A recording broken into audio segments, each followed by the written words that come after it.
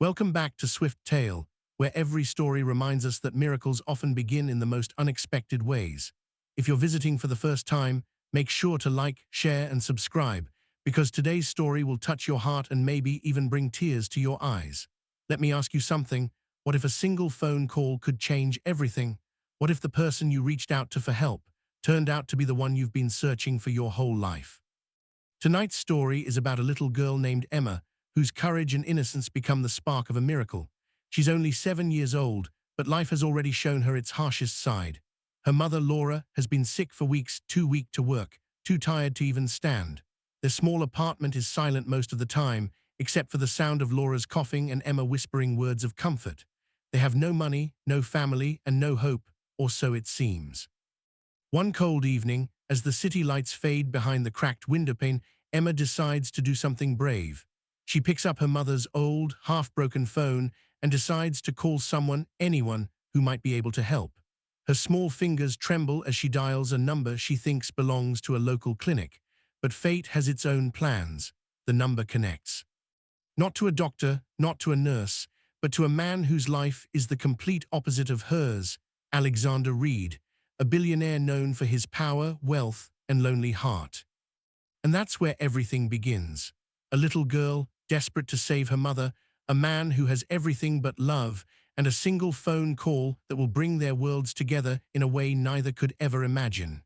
As you listen to this story, remember this. Sometimes, destiny doesn't knock on the door, it calls you by mistake. So sit back, relax, and let's begin this incredible journey, a story of compassion, hidden truths, and a bond that not even time could erase.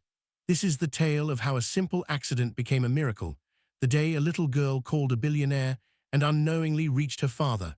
Morning breaks over the small, crumbling apartment, where sunlight barely filters through the torn curtains. In the corner of the room, a young girl named Emma gently stirs a pot of thin soup, standing on her toes to reach the stove. The soup is little more than water and a few pieces of bread, but she stirs it with care because it's all she has to offer her mother. On the worn-out bed nearby lies Laura, her face pale, her breathing shallow, her hands trembling slightly as she tries to sit up. She smiles weakly at her daughter, trying to hide the pain behind her eyes. "It smells wonderful, sweetheart," she whispers, though both of them know there's hardly any food in it. Their apartment tells the story of a life filled with quiet suffering. The wallpaper is peeling, the lights flicker, and the sound of traffic outside seeps through the thin walls. Bills are piled on the table, overdue rent notices, medical invoices, and reminders from the pharmacy. Laura was once a nurse, kind and hopeful, but an illness forced her to stop working. Since then, every day has been a battle, not just for her health, but for her dignity. Emma, only 7, has learned to be brave far beyond her years. Every morning, she brushes her mother's hair, tidies the room, and whispers, "Don't worry, Mommy, I'll fix everything." Her small voice trembles, but her eyes shine with determination. She doesn't complain, doesn't cry. She believes somehow, someway, things will get better. Yet deep down, she carries a secret fear. What if her mother never gets well? When night falls, the cold creeps in through the broken window. Emma wraps herself and her mother in a single thin blanket, holding her close. Laura tries to stay strong, but she can feel her strength fading. Sometimes, when Emma is asleep, Laura stares at her daughter's face and silently prays, "Please, God, don't let her suffer because of me." One evening, when Laura's cough becomes unbearable, Emma rushes to get water but finds the tap dry. Their electricity bill hasn't been paid and the lights go out. The apartment sinks into darkness. For a moment, fear grips Emma's tiny heart, the kind of fear that no child should ever feel. She kneels beside her mother and whispers, "I'll find help, Mommy, I promise." But where can a 7-year-old go? They have no family nearby, no neighbors who care. Laura's old phone sits silent on the nightstand, cracked, nearly dead, but still working just enough for a single call. Emma stares at it, the reflection of the weak moonlight glimmering on the screen. That's when an idea, a desperate, fragile idea, forms in her mind. Maybe someone will answer. Maybe someone will help. She picks up the phone with trembling hands, her heart pounding. As her mother drifts into sleep, Emma whispers to herself, "I'll save you, Mommy, I promise." She scrolls through the contacts, not knowing whom to call. Then, with a deep breath and tears welling in her eyes, she dials a number, one that fate itself seems to guide her toward. That call will change everything. The night is heavy with silence, broken only by the faint hum of the city outside and the soft breathing of a sleeping child's mother. Emma sits near the small table, clutching her mother's old phone. Her hands are trembling, part fear, part hope. The screen flickers, the battery icon flashing red, but she doesn't notice. She just needs someone, anyone, to answer. She scrolls through the faded contacts, most of them unfamiliar names, some disconnected long ago. Her lips move silently as she whispers, "Please, let someone help." Then, without thinking twice, she presses call. The number wasn't chosen, it was almost random. Maybe it was fate. Far away in a tall glass tower overlooking the sleeping city, a phone rings. Alexander Reed, a billionaire known for his precision and control, glances at the screen with irritation. It's late, too late for business, but something about the unknown number catches his attention. With a sigh, he answers, his deep voice calm but cold. "Hello, who is this?" There's silence on the other end. Then a tiny, trembling voice. Sir, please, my mommy is very sick. I need help." Alexander frowns, confused. "Who is this? Is this a prank?" he asks sharply. But then he hears it, a faint cough in the background, a child's uneven breathing, and the unmistakable sound of tears being held back. "No, sir," Emma whispers. "I'm not joking. My mommy can't move. I tried to call the doctor, but I think I pressed the wrong number. Please, can you help us?" For the first time in years, Alexander feels his chest tighten.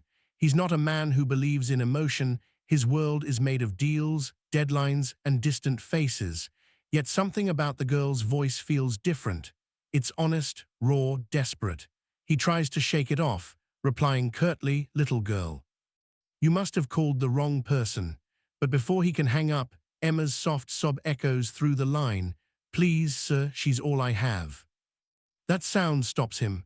The arrogance fades from his voice, replaced by something quieter, curiosity, maybe even compassion.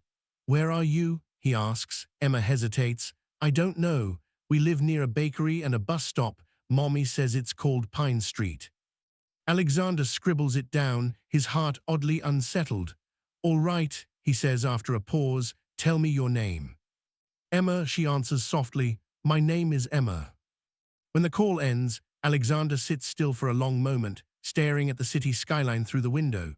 His world, polished, ordered, and silent, suddenly feels different. He tells himself it's just a child in need, that he'll send someone to check. But deep inside, he knows there's something more, something about that voice. It stirred something he thought was long gone. He calls his assistant, gives an address, and orders them to find the girl. But when the call ends, he can't shake the unease. For the first time in years, Alexander Reed, the billionaire with everything, feels something missing. Meanwhile, back in that dark apartment, Emma sets the phone down gently. "I think someone's coming, Mommy," she whispers, tucking the blanket around her mother. "I called for help." Outside, the city hums quietly, unaware that one small, accidental call has just set fate in motion. The next morning begins like any other in the life of Alexander Reed, meetings lined up, assistants buzzing through the halls, a table full of untouched breakfast. His penthouse is spotless, sterile, and quiet, too quiet. Yet something feels wrong. He can't stop thinking about that little voice from last night. The sound of her fear, her innocence, it echoes in his mind like a song he can't forget. He sits by the window, overlooking the city that bends to his will. Skyscrapers rise at his command, fortunes move with his decisions, but for once, the power doesn't comfort him. His assistant, Michael, walks in with files in hand. "Sir, you mentioned an address last night. We looked into it. It's a low-income neighborhood on the west side, not exactly a safe place." Alexander's gaze hardens. "Did you find the girl?" he asks. Michael nods slightly. "Yes, sir. The name's Emma, lives with her mother, Laura Bennett. The mother, been sick for a while, neighbors say she rarely leaves the apartment." The name Laura Bennett hits him like a thunderclap. He freezes, his hand gripping the edge of his desk. Laura, that name once meant warmth, laughter, love. But it couldn't be her. It's been years since he saw her.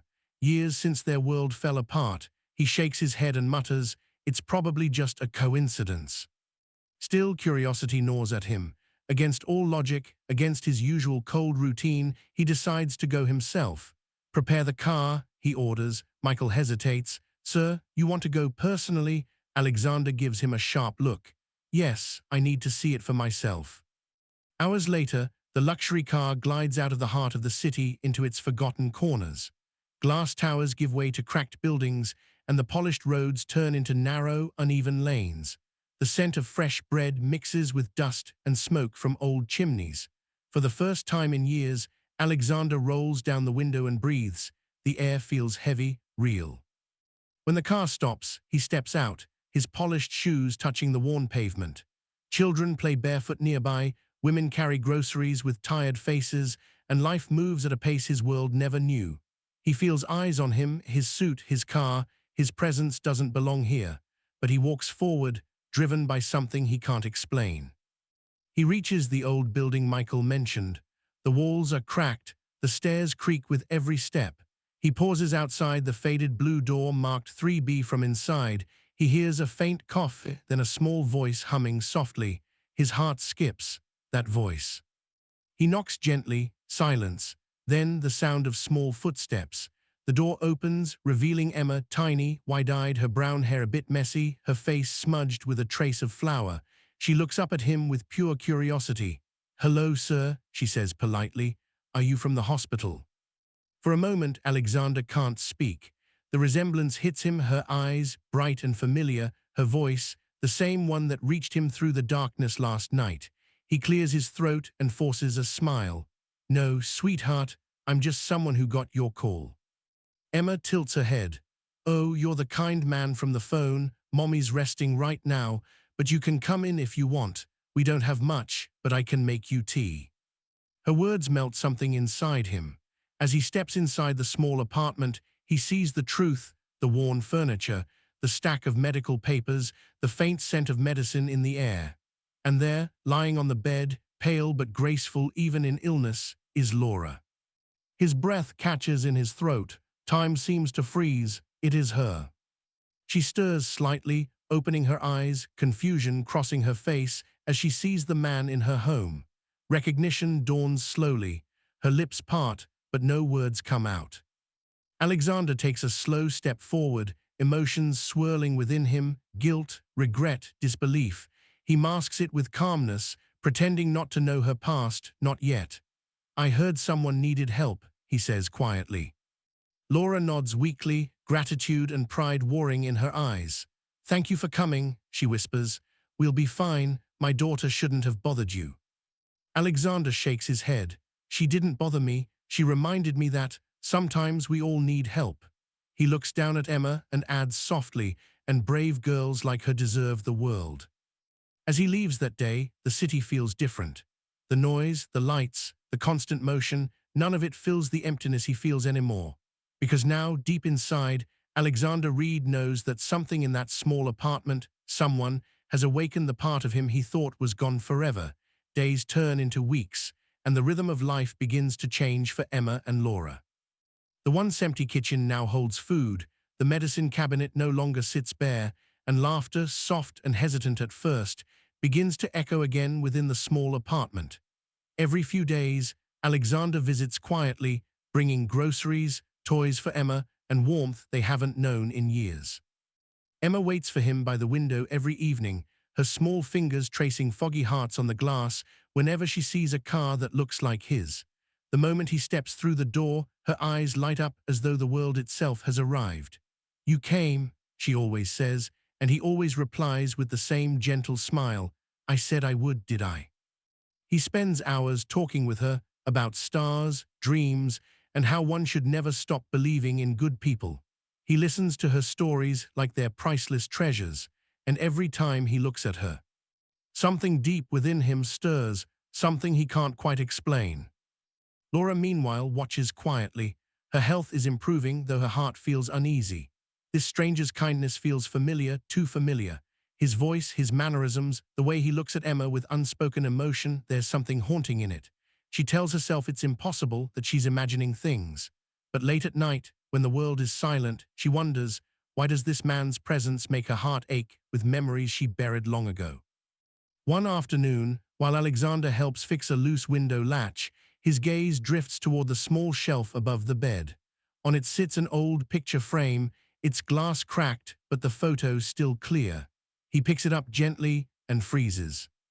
It's him. A younger version of himself, smiling beside a woman, Laura, her arms wrapped around him, sunlight spilling over their faces. A memory from a life he once had, a love he thought he'd lost forever. The photo trembles in his hand as the air thickens. "Where did you get this?" he asks softly, his voice strained. Laura looks up sharply, her breath catching. "You shouldn't touch that," she whispers, her tone trembling. He turns to face her fully, disbelief written all over him. "Laura," he breathes, "it is you, after all these years." Her eyes widen, his words cut through the walls she built around her heart. Silence fills the room, broken only by the sound of Emma playing quietly in the corner, unaware of the storm brewing between them. "I thought you left," she finally says, her voice cracking. "I thought you chose your world over us." Alexander takes a step closer, guilt flooding his face. "I didn't know, Laura. They told me you moved on. I searched for you and then I gave up." His voice falters. "But Emma," he stops himself, realization dawning, painful and beautiful all at once. He looks at Emma, then back at Laura.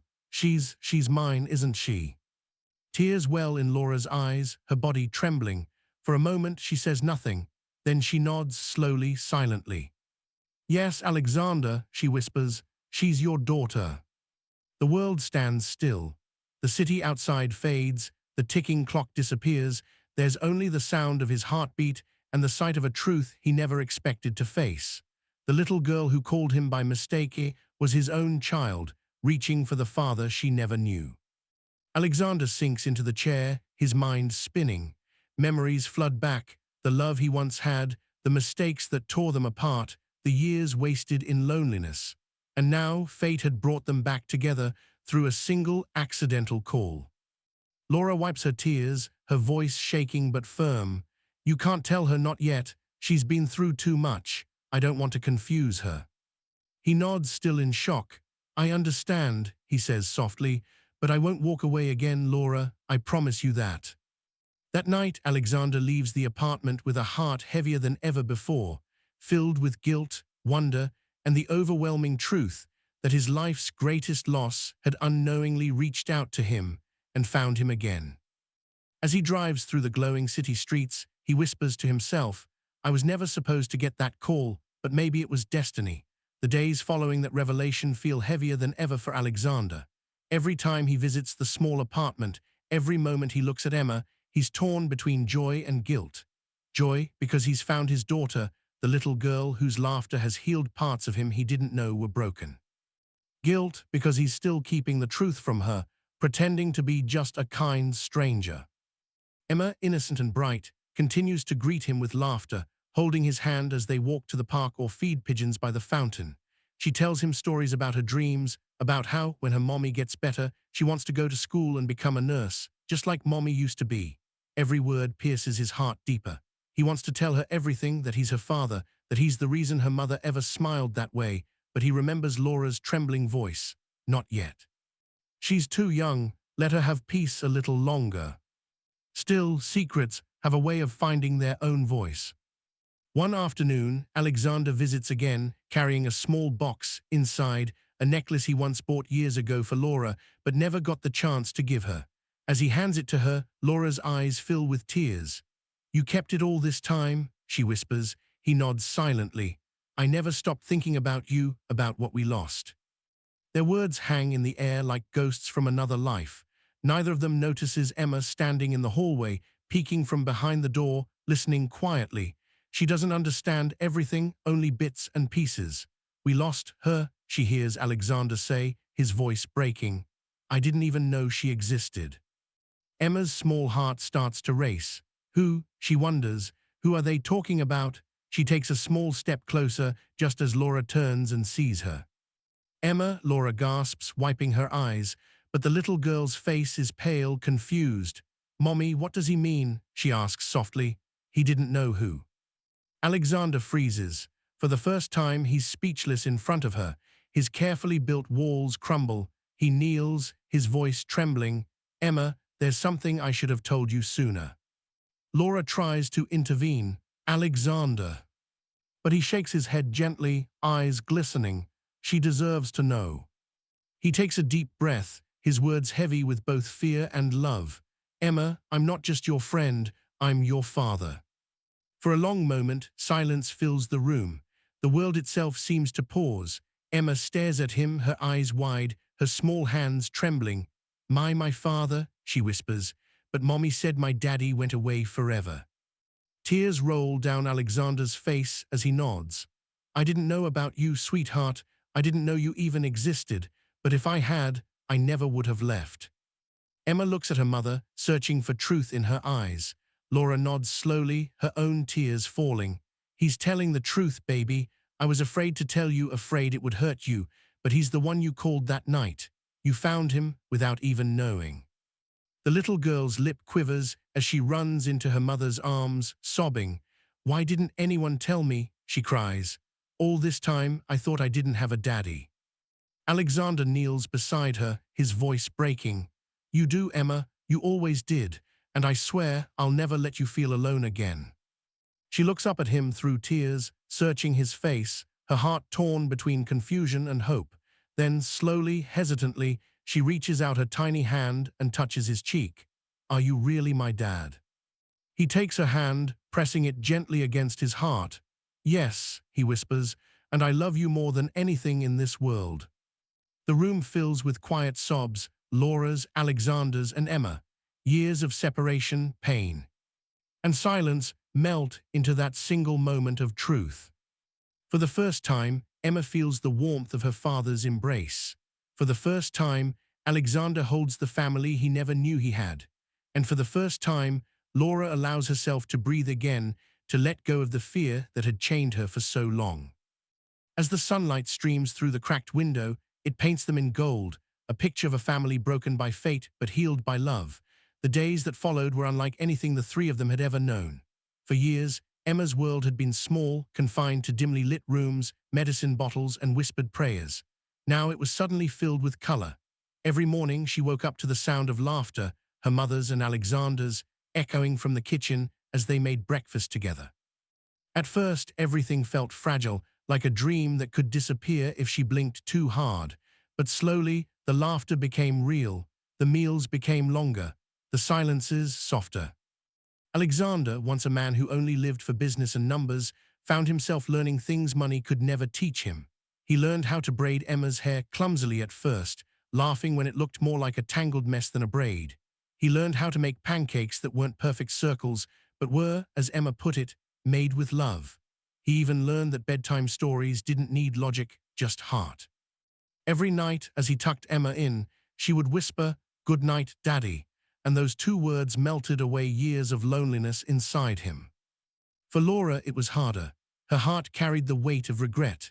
There were days she would sit by the window, staring out at the skyline, wondering if she'd made the right choice, hiding the truth for so long. But every time she saw Alexander holding Emma's hand or making her giggle, that doubt would fade a little. One evening, as the sun painted the sky in orange and gold, Alexander sat with Laura on the balcony. The city stretched out before them, alive and glowing. I spent years chasing everything, he said quietly, but I never realized what I truly needed was right here. Laura looked at him, tears glistening in her eyes. And I spent years running from the past, afraid of what would happen if you found out. But I see it now, maybe this was how it was meant to be. Alexander reached for her hand. We can't change the years we lost, he said softly, but we can make sure we don't waste the ones ahead. Inside, Emma was drawing on the table, 3 stick figures holding hands, a big sun above them, and a small heart in the corner. When she held it up proudly and said, "Look, it's us," both Laura and Alexander felt something deep and unspoken, a quiet promise that the worst was finally behind them. As the days passed, Emma's mother's health began to improve. The stress that had once kept her weak seemed to lift as hope returned to their lives. Alexander made sure they never wanted for anything, the best doctors, better living conditions, a new home filled with light. But what mattered most wasn't wealth, it was warmth. He had built empires, yes, but now he was building something far greater, a family.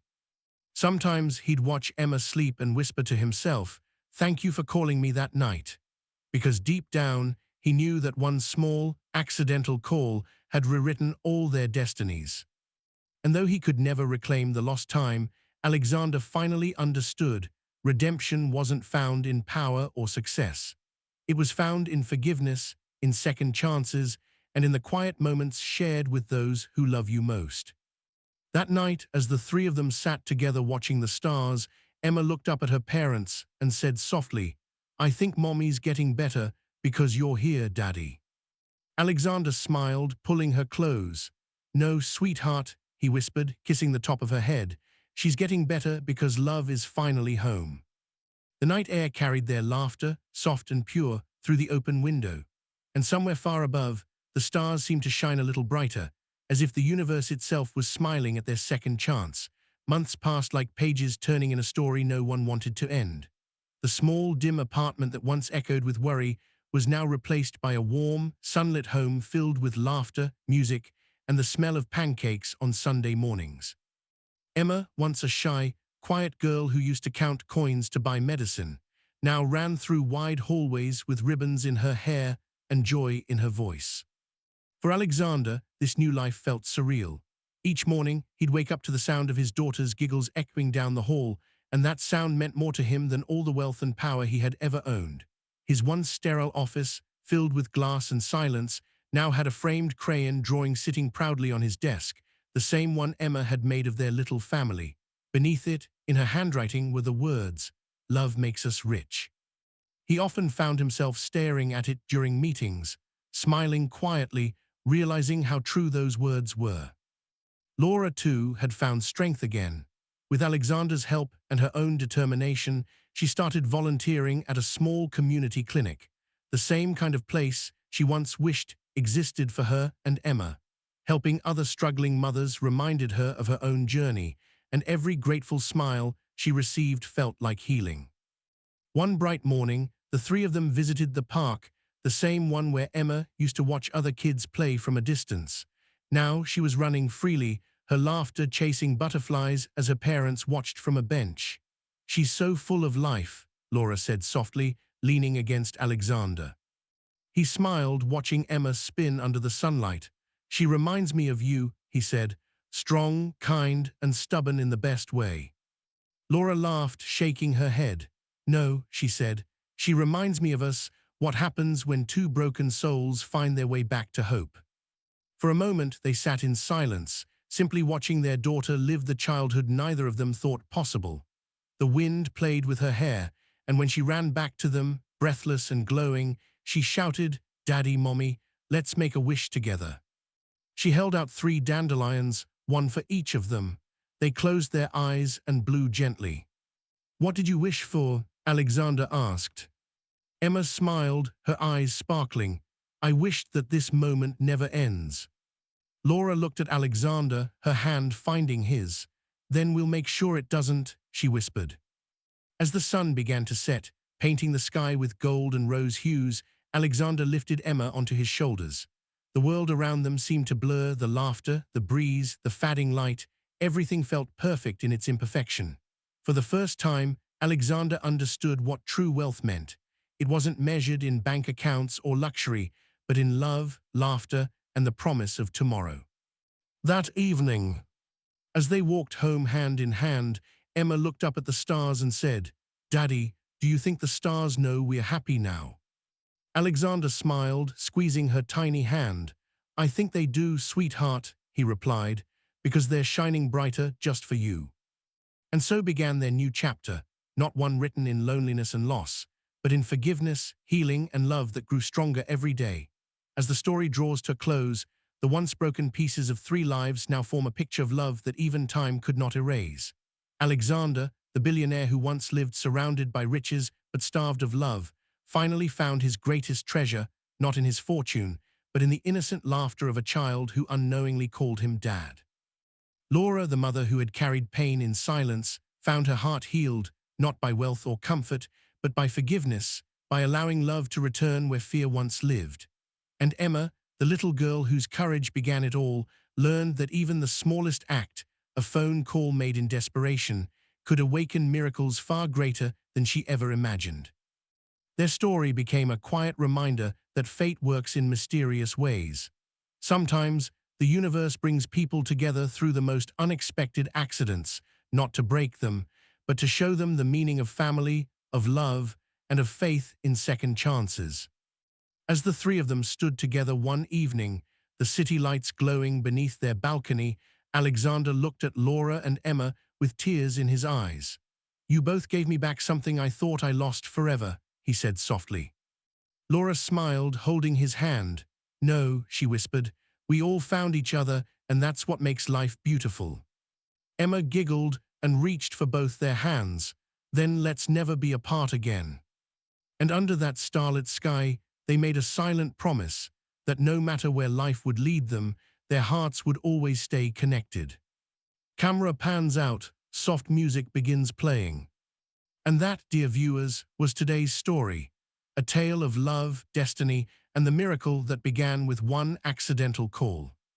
Sometimes, all it takes is a single moment of courage to change everything. Sometimes, the people meant to find us will, even if it's by mistake. Speech balloon, what did this story teach you? Do you believe that destiny can bring people together, even when it seems impossible? Tell me your thoughts in the comments below. I love reading every single one of them. Sparkling heart. If this story touched your heart, don't forget to like, share, and subscribe to Swift Tale, where we bring you stories that remind you of the power of kindness, love, and hope.